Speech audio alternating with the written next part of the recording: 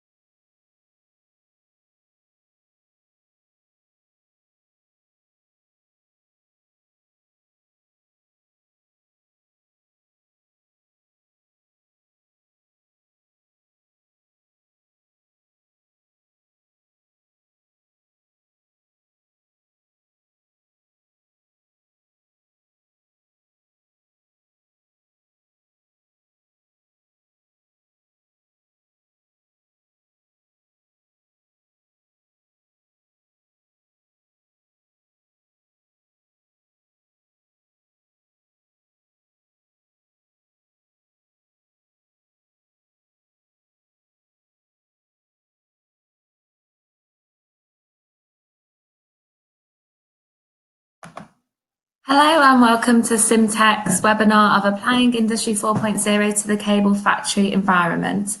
I'm Pippa Bindon and presenting this is Yifei Du. So good morning to people viewing from America. So this is our second webinar in one of our series. So I'm just going to go through a few housekeeping rules. So if you have video and audio issues, please refresh and there's a button down below, or try another browser, preferably Chrome or Firefox.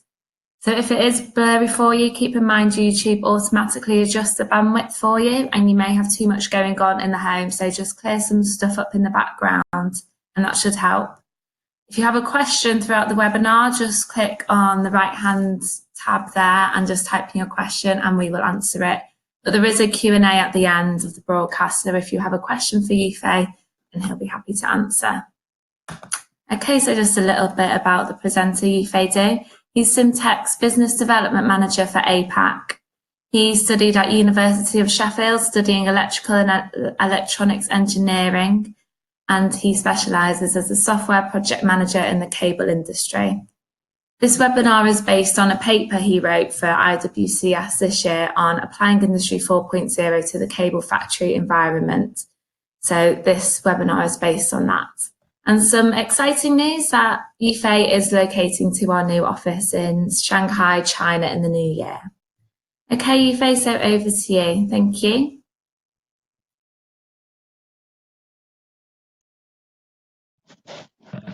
Okay, thank you, Peppa. Good morning. Good morning, ladies and gentlemen.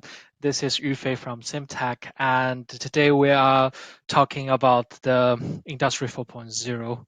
And here are the topics we are going to cover today. Of course, Industry 4.0, why we need Industry 4.0 factory, or we call smart cable factories, how we're going to implement it, and what it's going to be looks like. And after that, we're also going to discuss about what stage is your smart factory at, or do you ready to go to the smart factories? And then the last one will be very excited, which is what does a smart factory could be looks like. Okay, so before everything, why we are doing this webinar. We all know Industry 4.0 or smart factory, whichever you prefer to call it, but it's in my mind, it's the same thing. And it's a hot topic. Everyone is interested. And for the last year, I can tell every time I meet one of my customer, my prospects, or even I visit any factories, and they will discuss this with me. They will ask, "Oh, Yufei, what's the latest news for Industry 4.0? How can we implement it in smart factories, and etc." So it's very popular, and that's why we're having this webinar, try to share the informations we have and about how I think we can implement it, Industry 4.0 standard cable factory. In here, I was separating into three parts: why, what, and how, as I just mentioned. And we starting with the smart factory. Oh yeah, okay, sorry, I just clicked on the wrong button. So why the cable industry need a smart factories? Of course, first of all, it's due to because thanks to the new technologies, we got 4G, we got advanced robotics, we got cloud computing, we got machine learning, artificial intelligence. All of this is bring in new possibilities to the whole industries. And there's a trend as well. The whole industry is moving to the next generation. The cable factory don't want to be left behind. And the third one will be the customers' needs. That's, to be honest, is the most important one, because if we make our customer happy and we make profit, otherwise they just left us. So, but I think there is one interesting I want to share with you guys. In my mind, I think for the customer needs, it isn't changing much. Of course, we will be because like for the normal, like for public goods, like cars or cell phones, mobile phones, it's become more like called flexible manufacturing or flexible productions. It's because there's more customizations on those things before. Let's say we do clothes, it will be separate people into groups, XL, L, M size, but maybe in the future with Industry 4.0, everybody will has own how to say tailored uh, clothes just for the one, and that's called flexible manufacturing. But for cables, do we really need this? If we're thinking about it, for the same for the same type of cable, different customer will request different types, and for different orders, there has different cables inside. So in my mind, we already um, beyond this point, and we don't need to do any further to that. But Industry 4.0 can help us in other ways, definitely.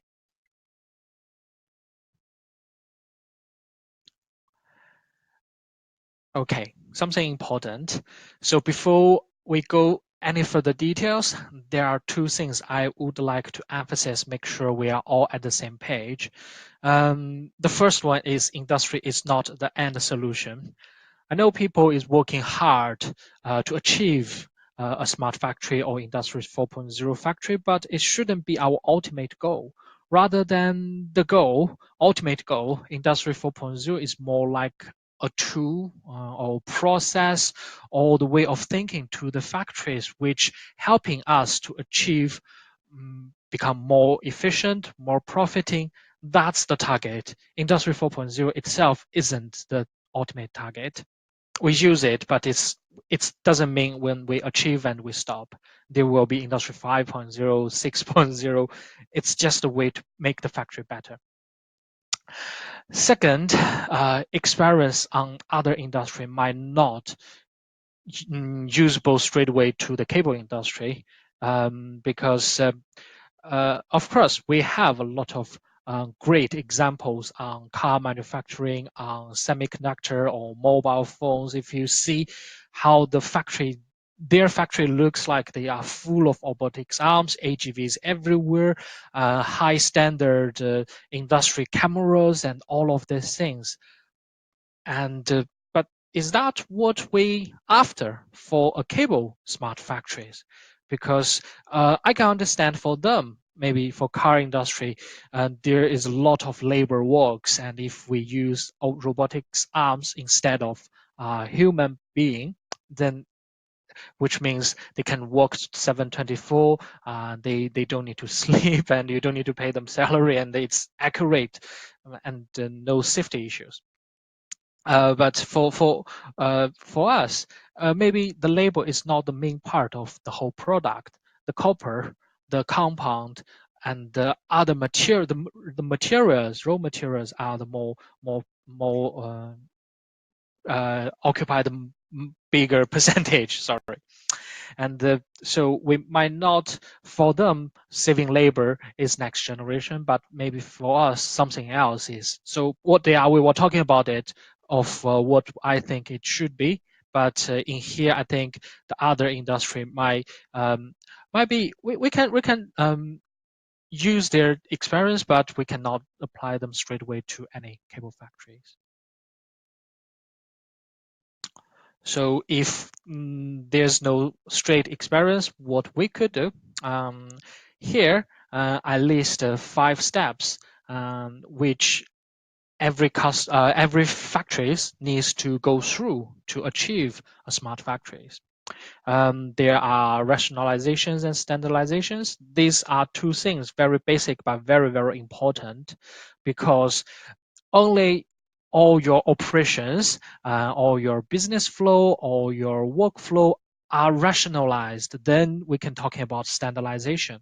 And only all of these are standardized, then there is possible to make it or migrate all of this info into software, which means digitalizations.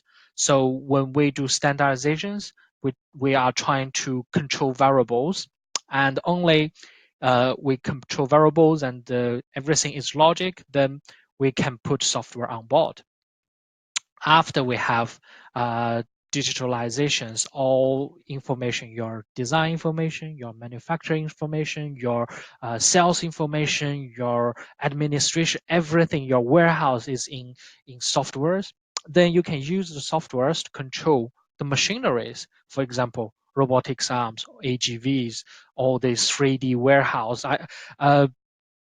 Although I don't think automation is our focus, but yeah, we can use that to control the machines. You don't want to have all these fancy machines and still operated by manually, is it? We want to be everything automated, and the data and all the info are transferred between the systems automatically.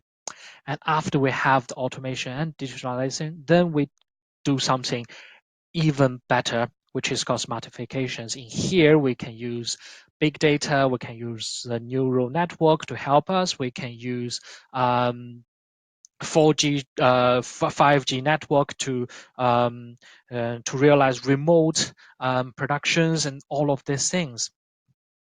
And but there is step. So in my mind, most of the factory will pass rationalization, standardizations.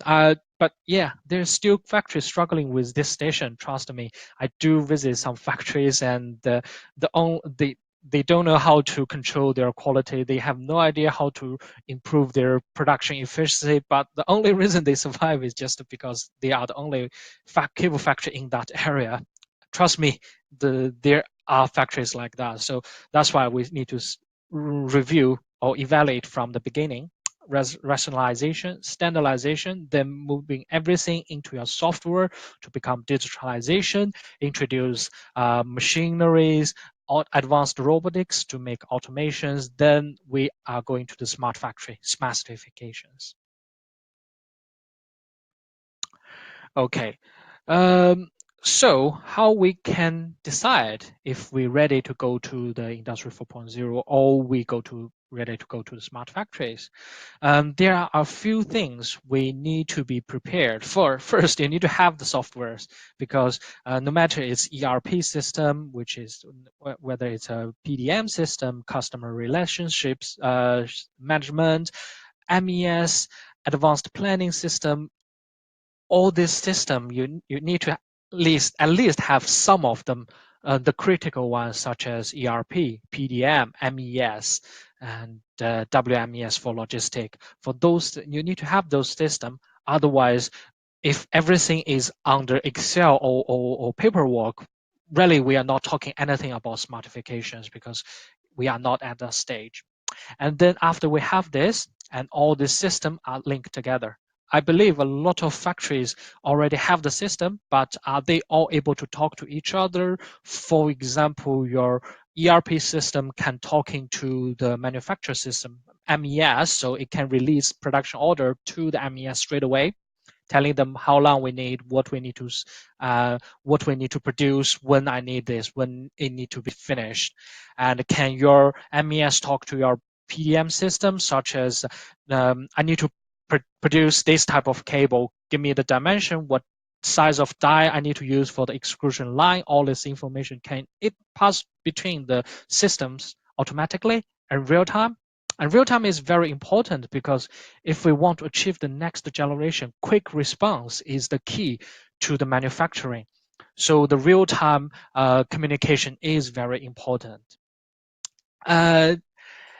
Actually, I need to, before this webinar, I was inviting the attendees to have some survey, which is about their system structure.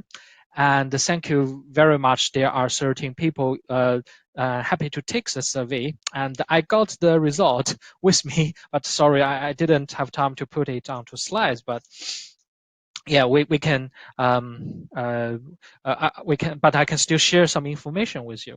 So my first question, there are totally 13 people involved in this questionnaire or survey. And the first question is, do you have an ERP system? And what we have is 12 of them 12 of them say yes and only one of them say no. So we can know everybody is having ERP, and we know it's important to us. And for the cable design software, 7 of them are saying yes, and 6 of them are saying no. And for those who is not using cable design software, 5 of them is using Excel. So for those who have a cable design software, they might using our product Cable Builder, and thank you for these guys for the supporting. And for those who is using Excel and not using any PDM or cable design software, I will recommend look at our software cable design solution, Cable Builder. This is a very good software and could help a lot of and to helping you on a lot of things. And this, we're not going to go to many details about it. And next one, MES system. We got 4 people, 4 factories of say they have a MES system, and 9 of them say no, we don't have. Which means on the shop floor there is still a lot of factories is trying to having something, and MES is quite important one, because when we're talking about smart factories, and a lot of people is linking smart factory or industry 4.0 factory with a MES system. They think I have an MES system, then I can go to smart factory, but no, it's not that. But although it's not the only way to do that, but it's very important, because MES could open the black box of the shop floor for you, so you know exactly what happened in the shop floor. Then you can do something to improvement it. Yeah, luckily we also have a MES system, cable MES, and if you're interested, let us know. We can give you more details about it. It's a software specialized for cable industry. And for the planning system, it's 7 of them say yes and 6 of them say no. But I will say planning system is very important, because in the if you can plan it important correctly, you become very efficient, and you know when you promise a delivery date with your customer, you're confident about it. So we can see people are step by step gradually getting more digitalizations, and some are yes, some are not. If you are in that, if you have all of this software and they talking to each other, and they give you real-time data feedback, then I will say congratulations, and we can talk about the next step, which is smart factories, because all the thing you need for foundation of a smart factory is there. Okay, so the last one of today's topic is, what does a cable factory will be looks like? I give you 4 examples, and it doesn't mean only these 4 is reflecting a smart factory or industry 4.0 factory. I just want to give you some examples to see how you can view a factory in an industry 4.0 way, because if we're thinking as a tool, what it can bring to us. And I will give you these 4 examples. To be honest, each of them will be a topic maybe for the future webinars, and if you're interested, we can go through all of it. But today I will give you 2 examples on the last 2. And for the first 2, one system and digital twinning. One system is the concept. Basically, we have talked about all your system acting as one system. They work together like acting like one system, and every information you need is just right by your hand. And that's very important. And digital twin, because you have one system, everything is digitalized, and you can you can simulate your factory on the digital environment rather than your real factory. So it's exactly the same factory, but a digital version of your real factory. And within this, you can do a lot of improvement. You can do a lot of assumptions, simulations, and digital twin is very, very popular at the moment. And how about big data and reinforcement learning? It's not something looks very straight, direct related to cable factories, but I can give you some examples about how we can use them in the cable industry using the Industry 4.0 view of that. Sorry. And the first one I would like to share with you is a case study from Dr. Lin in Taiwan. And he and his team is working on a project which is using deep learning to simulate the service life of robotics cables. And it's getting there is a few paper on the internet. If you would like to have more details, I would like to share with you. And of course, I know Dr. Lin, and he is very willing to share his experience with everybody. Just let me know if you want to get in touch with him. So what he and his team does is, I'm not sure how familiar you guys with robot cables or industry cables, because you might come from different background. But the main idea is for robotics cables during his whole life cycle, it need to be banned hundreds, thousands, or even millions times, and the cable need to be survive and passing the right signal even after this 1,000 million time of bending. So what we do, or the cable factory do before, is they design this cable, manufactured it, and send it to the lab and let it bending for that million of times. Then test if it is still survive or still sufficient enough to transmitting the right signals, or powering the motors. And with his deep learning module, what we can do is Dr. Lin and his team is because they have those designs, previous designs, which they know is working. So they use this data to build up a module, use deep learning method. Then then for the future one, they try to use this module to evaluating before they made this cable, and this model will tell them how many percentage it might successful, or how many percentage might not. So they use this as a tool to help them to like more to predict the outcome or the result of the cable before they actually made it.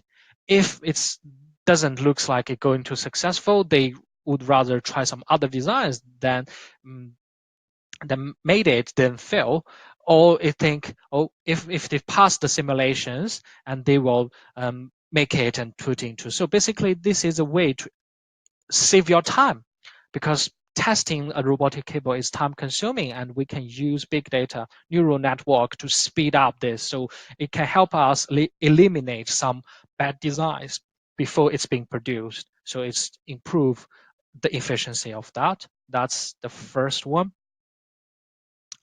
And the second one is even more interesting. And this is my original idea. And to make sure it's something which is possible, I have discussed this topic with one of the post PhDs in Harvard, whose major is artificial intelligence and machine learnings. And I was getting positive feedback from him. And okay, let's have a close look about what this RL helping the cable factory making decisions.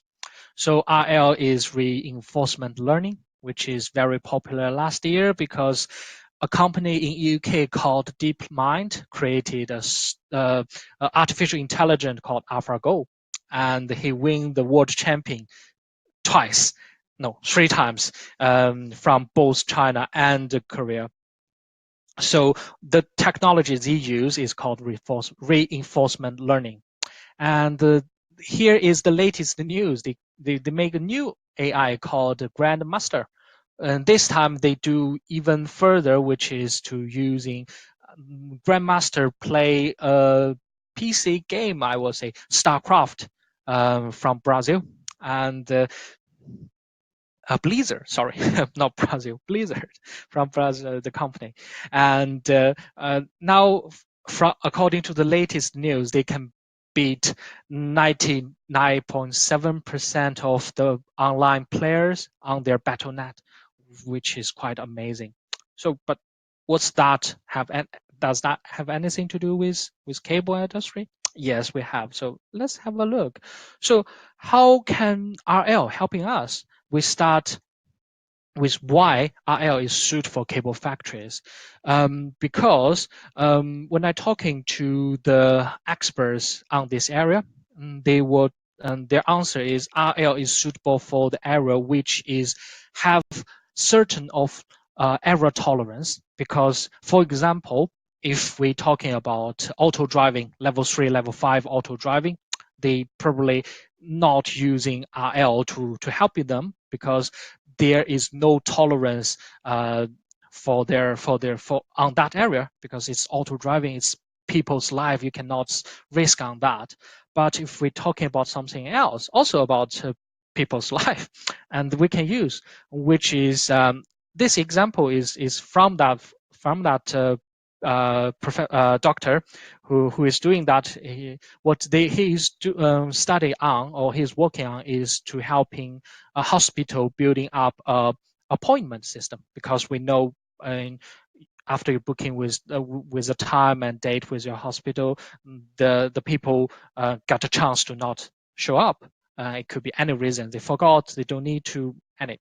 But how we can help how we can basically make sure they come in, improve the attendance percentage.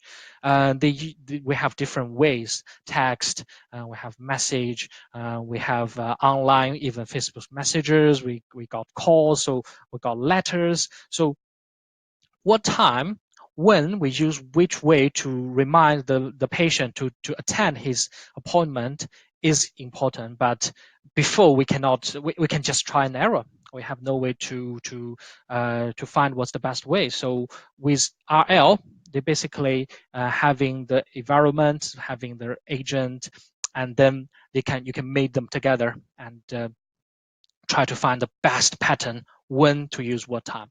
Uh, if after this example, I'm not sure if that hints you on the cable area.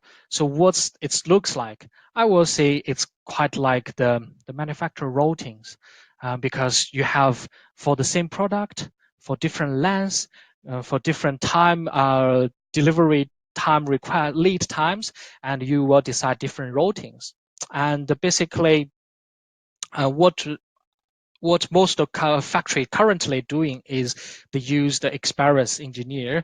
They can pick up 2 or 3 possible options, routings options, and pick up maybe the fastest one or the cheapest one based on what we need. But with RL, it's different. We can put in all our information into this module.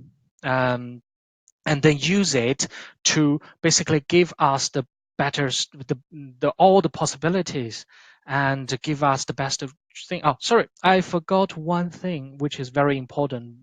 That is what we need. Sorry, what we need for RL, or what if we want to use RL, what we need to know, which is we need to have state, reward, and action. That's the 3 things. For states means which one do you choose? No, what we're trying to achieve, and action is which one is your decisions, and rewards means is it successful or not successful. And we have a lot of data generated day by day in the factories. I use this routing. Is it successful? Is the quality good? So we have this type of information day by day. So we have a lot, and we can use this then put into an agent or environment and telling them, give me the best cost efficient routing, give me the most quickest routing, or all the best for the company's ultimate goal. And it will give us the solutions. And the benefits of that is the vision. This is very important because why we said we believe reinforcement learning is a good thing, because of the vision. For example, for an experienced engineer, for the same product, he can think of maybe 2, 3 ways to build these routings, to make these cables. But for the RL, not only 2, 3, it can have 20, 30, or even 100 different solutions. And to give us, they can provide us to help us with the decisions, each one with the possibilities, is it a good one or not a good one? Or even further, it can think not only wider, it can think further. It can think when human being making a decisions, it can think of maybe I make this decision, what's the next one and next one, like play games. And the best people can think maybe 10, 15, that's all. But for the machines, it can think maybe after 100 steps. Yeah, it might not be a truth. The cable factory routing have 100 steps. I mean, the machines can, the AI could do that. So, basically, with the help of reinforcement learning, we can have like for the long visions. So we don't see things at the moment, and we also see things in the future. It's not only for the manufacturing routines. It can be the business decision. It can be the workflows, and a lot of place can, if we remember, we digitalize all this thing, we can put all of this into the RL and let RL give us in his way of calculating what's the best solutions, and that will help us a lot. And under that situation, RL is unbeatable. We have already approved by the Go, by the chess, by the even now it's game. So what's next? So RL is a very, very powerful tools, and it will help the cable factories on decision makings. So let's have an overview. Cable industry needs smart factories, but in maybe a different way. In my mind, we don't need too much automations. We don't need too much about robotics arms, but we do need Industry 4.0 of smart factory on the another other way of thinking. We need to use its power of like in reinforcement learning, neural network. We need to use the 5G, and in that way, we need to think different and to provide more possibilities to the factories. Because I have mentioned for the cable, the main thing is still raw material costs, not labels. So yes, automatic machine can help on the label wise, but for how to reduce raw material usage, how to reduce scrap, how to improve quality, on that side, the new technology is very important. And yes, that's all of the webinar. Thank you. Thank you very much, Yifei. That was great. So now it's time for Q&A. So if you have a question, just type your message in the box to the right and Yifei will answer. Okay, we'll just wait a few moments. Thank you.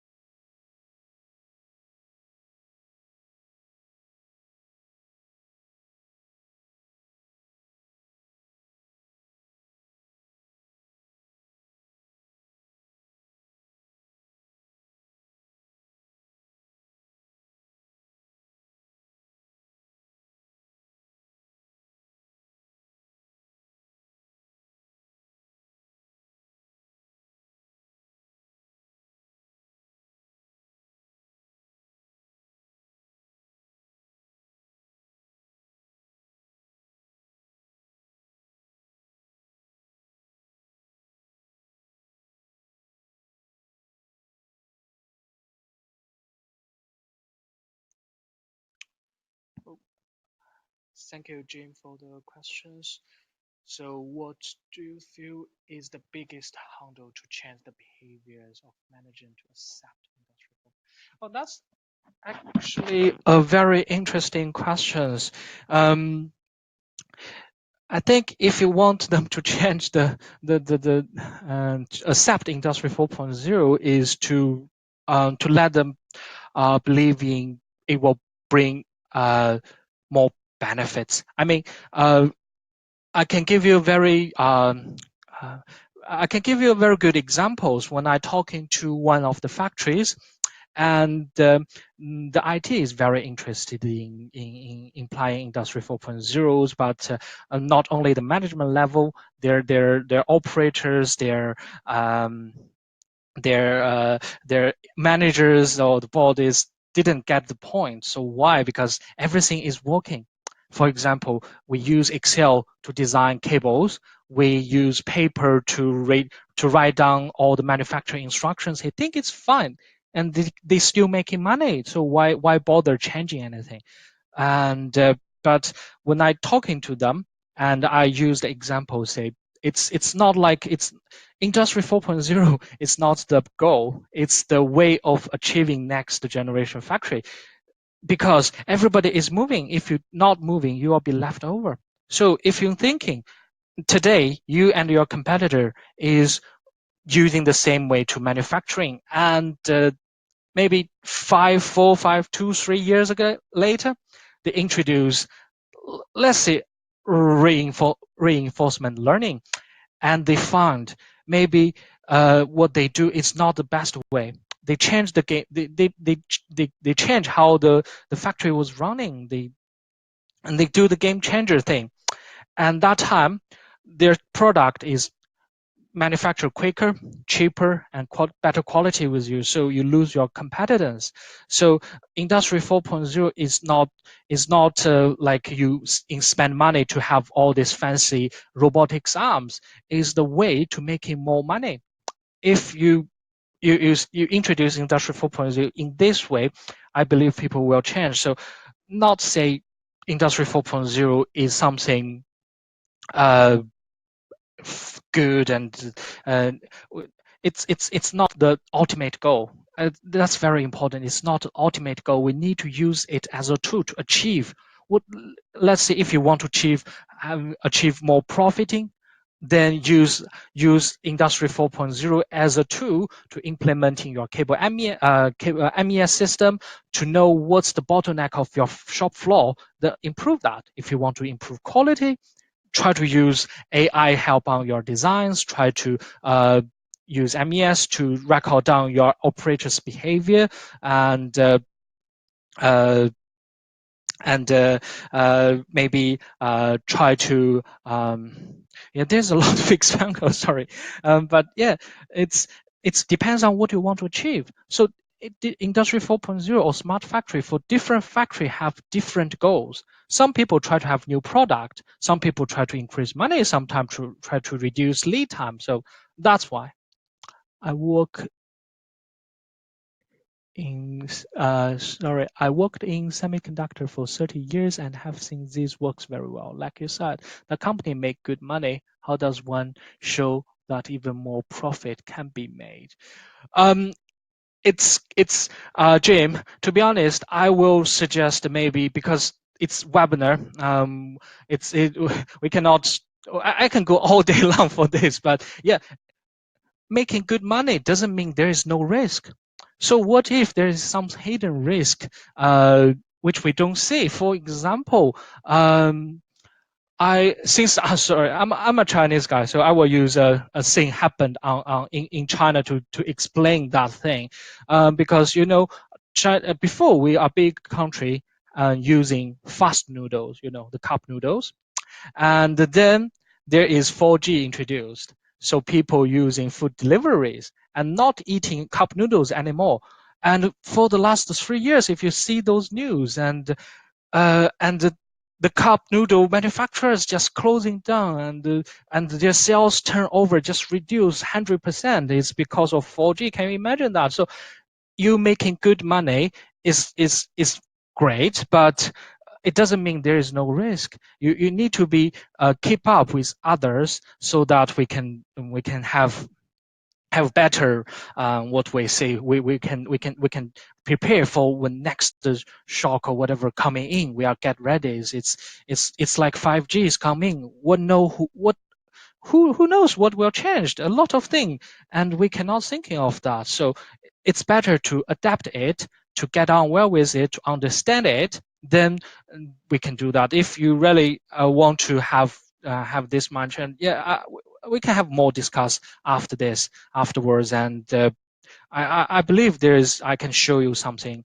on what other factory does. I have more examples for doing that to let your management level to understanding this is not something because we just want you spend more money. It's a way of the future. You need to keep up. You don't want to be left behind. That's the thing. Yeah, yeah. Thank you.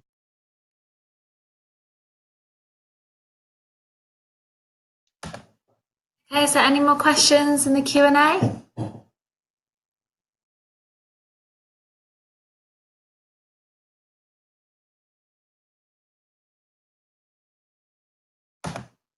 Okay, thank you very much. That's the end of our webinar. Thank you, Yufei, on behalf of Cimteq. We really appreciate you taking your time out to listen. If you did want to book a one-on-one demonstration for Cable Builder or Cable MES, please email katie.harrison@cimteq.com or visit our website, cimteq.com/book a demo. Thank you very much. Have a great day.